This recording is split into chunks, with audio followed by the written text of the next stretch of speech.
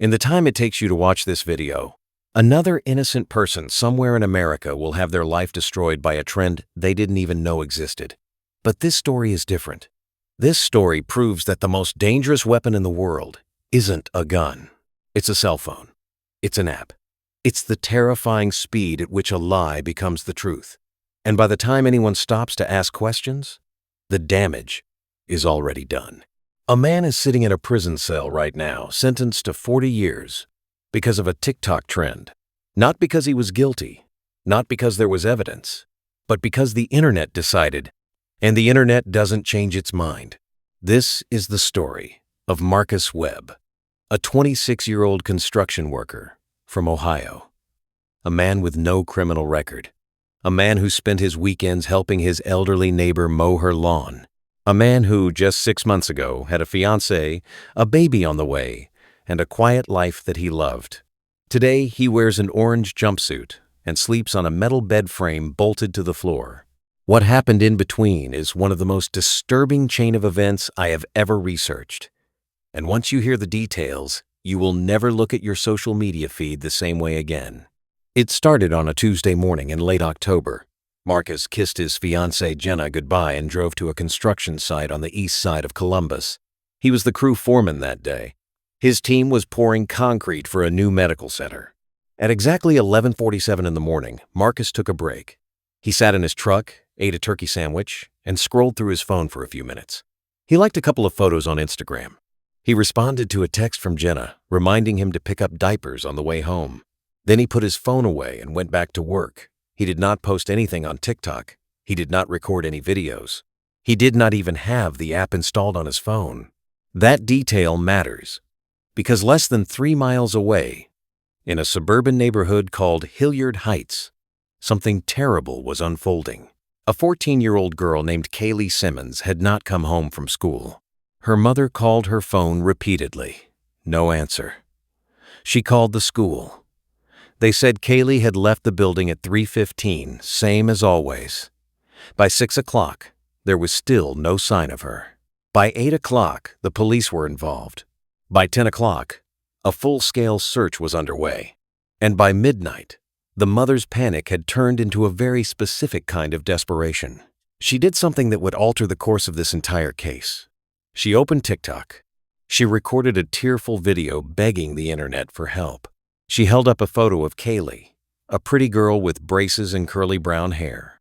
She wore a green hoodie in the picture, a small stain on the sleeve from a spilled smoothie. The mother sobbed into the camera. She described exactly what Kaylee was wearing when she disappeared.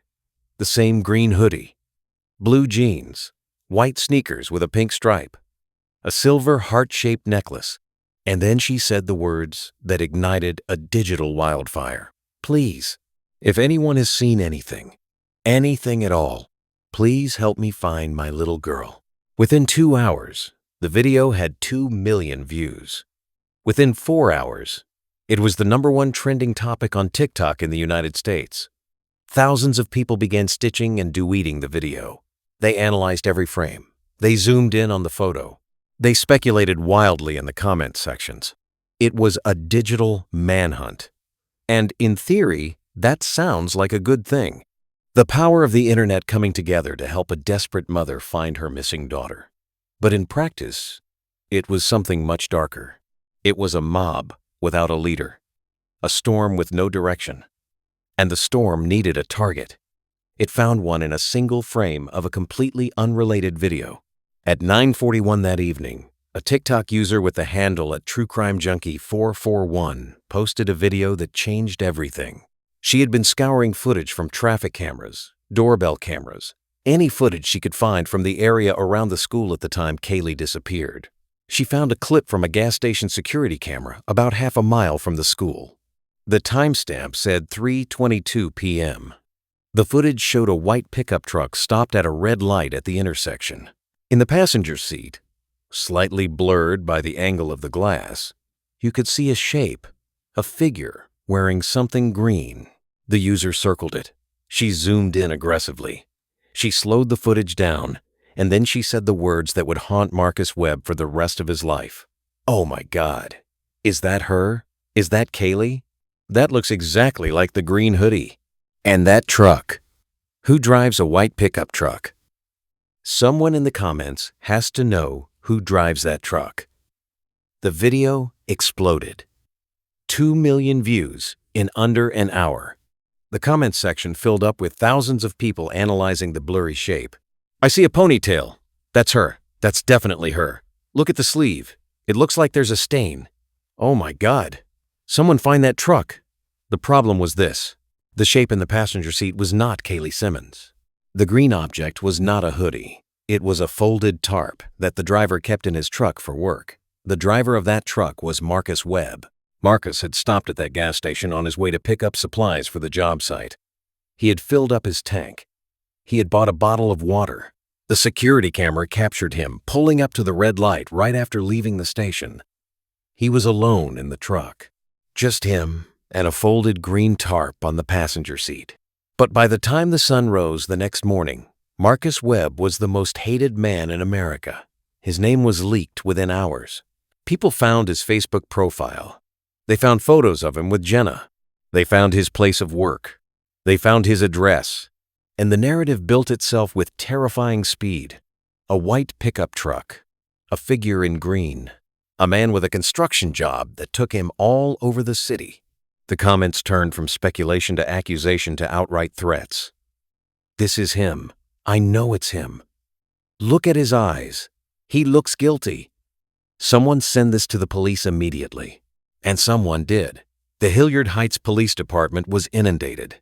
Thousands of tips poured in from around the country, all pointing to the same man. Detective Alan Brewster, a veteran of 23 years on the force, had never seen anything like it. He told his colleagues it felt like the whole world was screaming at him to arrest one person. The pressure was immense. The department's social media accounts were flooded with angry comments demanding action. The local news picked up the story. Then the national news. Every anchor held up the same blurry gas station photo. Every Chiron asked the same question. Is this Kaylee Simmons with her abductor? The public had already held the trial in the court of TikTok. Now the real authorities were expected to deliver the sentence. Detective Brewster did his job. He investigated. He pulled the full gas station footage. He saw the wider angle that showed Marcus clearly. Just a guy buying water and gas.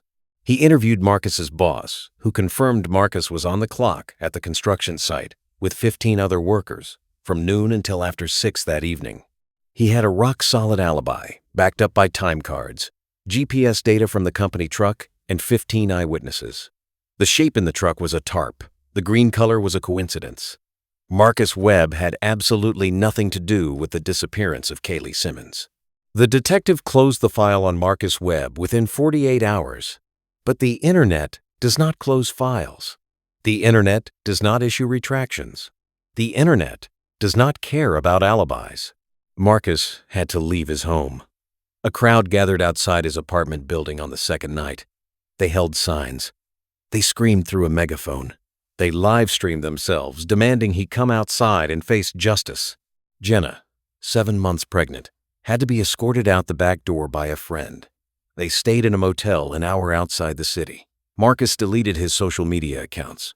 He shut off his phone. But the hate found him anyway. His boss called and told him not to come back. The construction company had received hundreds of one-star reviews online. Threats against the business. Clients calling to cancel contracts. Marcus was fired over the phone in a 2-minute conversation. The man who had never missed a day of work, who had been promoted to foreman at 25, was now unemployed in hiding with a pregnant fiancée because of a video made by a stranger who had circled a tarp and called it a missing girl. 2 weeks passed. Then, the real tragedy struck. Kaylee Simmons was found. She was alive.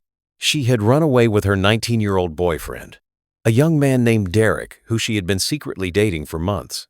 They had driven to Kentucky in his car, a blue Honda Civic. They had been staying in a motel, paying in cash. A housekeeper recognized them from the news and called the police. Kaylee was safe. She was returned to her mother. The case was closed. The truth was finally clear. Marcus Webb was innocent. He had always been innocent. He had nothing to do with any of it. The nightmare, you would think, was over. You would be wrong. the nightmare was only beginning. Because the mob that had built itself around Marcus Webb's guilt did not simply disband when the truth came out. A new theory emerged, a darker theory, one that twisted the facts to fit the narrative that people had already committed to. People began posting that Marcus must have been involved somehow anyway. Maybe he was an accomplice. Maybe he knew Derek. Maybe he was the mastermind. These were complete fabrications with zero evidence, but they spread like a virus. And then, out of the digital chaos, a real accusation surfaced.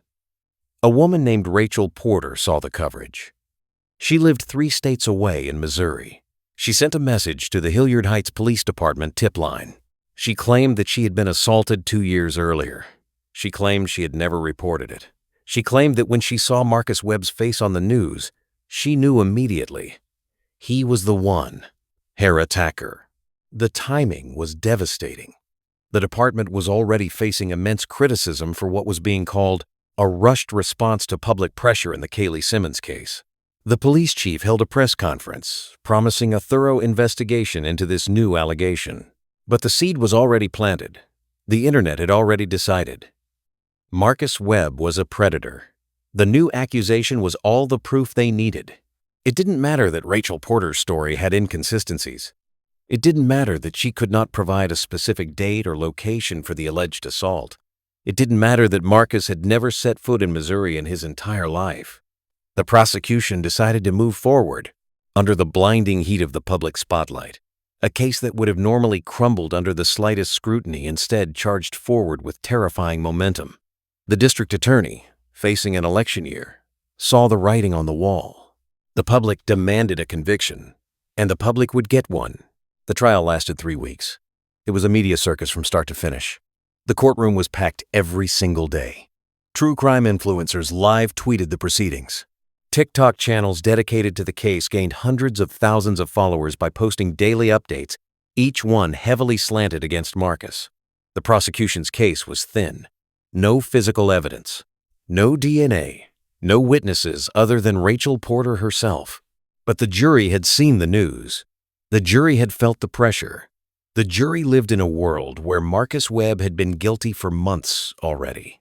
A blurry photo of a tarp had done more damage than any forensic evidence ever could. The defense attorney, a weary public defender named David Cho, fought valiantly.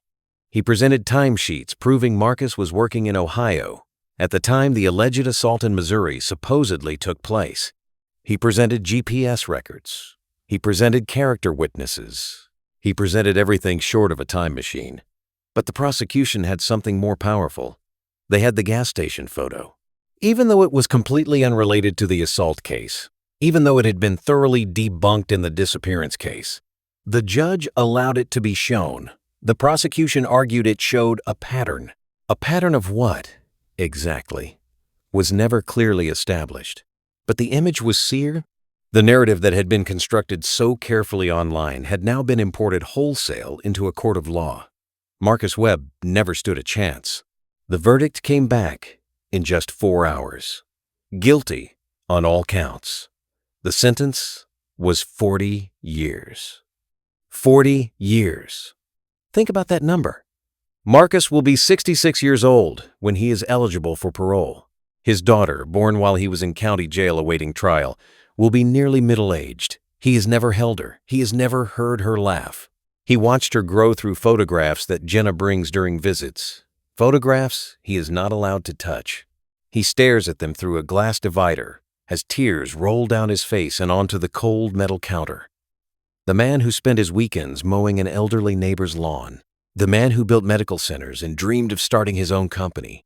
That man is gone now. He lives in an 8x10 concrete cell. His life was not stolen by a criminal. It was stolen by an algorithm. Here's the detail that keeps me up at night. The TikTok user who posted the original video, True Crime Junkie 441, eventually took it down. Months later, buried in a comment on a completely unrelated video, she wrote a brief apology. She said she felt terrible about what happened. She said she never meant for anyone to get hurt. She said she was just trying to help. Then she continued posting true crime content. She never faced any consequences. Her follower count had tripled. She had become one of the go-to voices in the online sleuth community. Her videos still regularly receive millions of views. The machine that chewed up Marcus Webb and spit him into a prison cell simply absorbed the story and moved on to the next one. There is always a next one. Today, somewhere in America, a phone is buzzing. A new video is going viral. A new face is being shared on thousands of screens.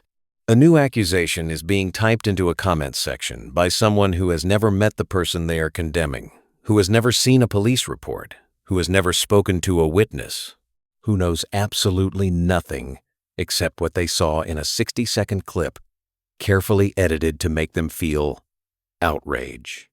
And that outrage will feel righteous. It will feel like justice. It will feel like helping. And somewhere, an innocent person is about to have their life destroyed by a trend they didn't even know existed. This case haunts me. It should haunt all of us. Because the line between being a spectator and being a participant in a tragedy has never been thinner. The next time you see a viral video demanding justice, ask yourself one question. Are you being informed? Or are you being recruited? The answer matters more than you could possibly imagine. If this story impacted you, please hit the like button so more people can hear it. Subscribe and turn on notifications so you never miss a case like this. And I want to hear from you in the comments. Do you believe social media companies should be held legally responsible when their platforms are used to destroy innocent lives? Tell me what you think. I read everything.